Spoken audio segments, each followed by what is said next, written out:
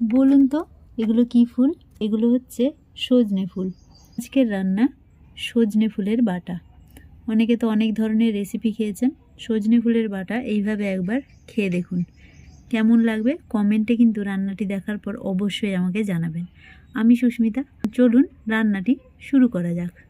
একটা বোলের মধ্যে কাজু, একটা কাঁচা লঙ্কা, কাঁচা লঙ্কা আর কাজুটাকে জলে ভিজিয়ে রেখে দেব।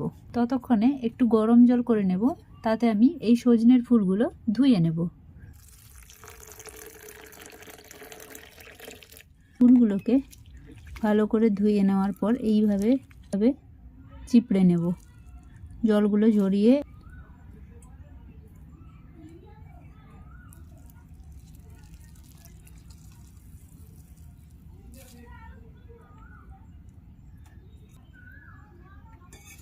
কোকিলের কুহু ডাক অবশ্যই শুনতে পাচ্ছ। আগে থেকে যে বাদামগুলো আমি ভিজিয়ে রেখেছিলাম ওটাকেও আমি ভালোভাবে ধুয়ে নেব।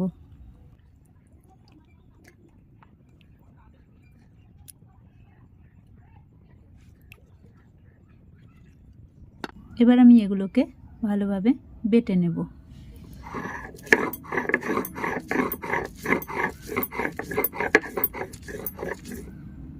বসন্তকালে আমার এই কোকিলের ডাকটা শুনতে এত সুন্দর লাগে, খুবই মধুর লাগে। মনে হয় আমি আবারও নতুন প্রেমে পড়ে গেছি।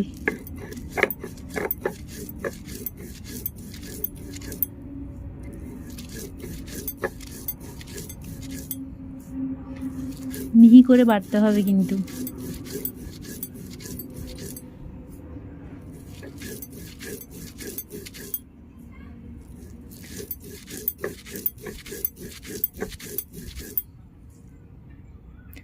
সজনে ফুলের সাথে সাথে একটা কাজুও দিয়ে দেবো, কারণ কাজুটা বাটার সময় অনেক সময় শিলনোড়ার একেবারে আঠালো হয়ে যায়।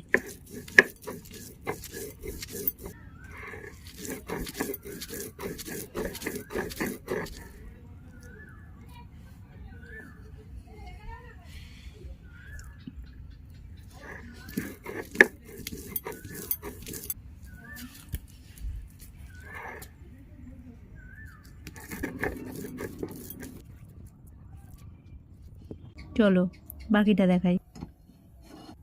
অল্প একটু সর্ষের তেল দেব, দিয়ে দেব এর মধ্যে একটা শুকনো লঙ্কা, অল্প একটু কালো জিরে,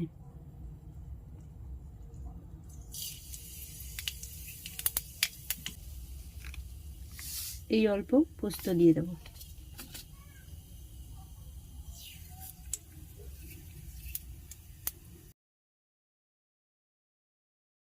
আগে থেকে বেটে রাখা সজনে ফুল আর কাজু হয়েছে।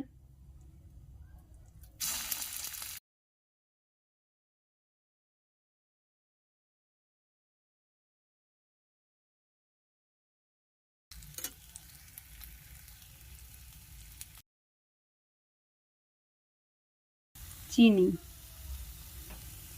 একদম সামান্য, আপনারা যদি চান তাহলে স্কিপও করতে পারেন।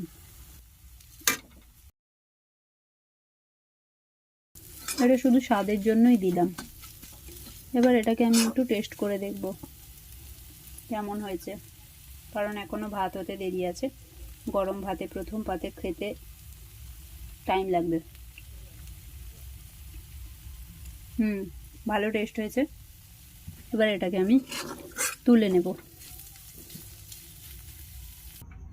তৈরি হয়ে গেছে সজনে ফুলের বাটা। এই রেসিপিটা দেখার পর বাড়িতে একবার এইভাবে বানিয়ে খেয়ে দেখুন, আশা করছি আপনাদের ভালো লাগবে। আর যদি ভালো লেগে থাকে তাহলে অবশ্যই লাইক, কমেন্ট আর শেয়ার করতে ভুলবেন না কিন্তু।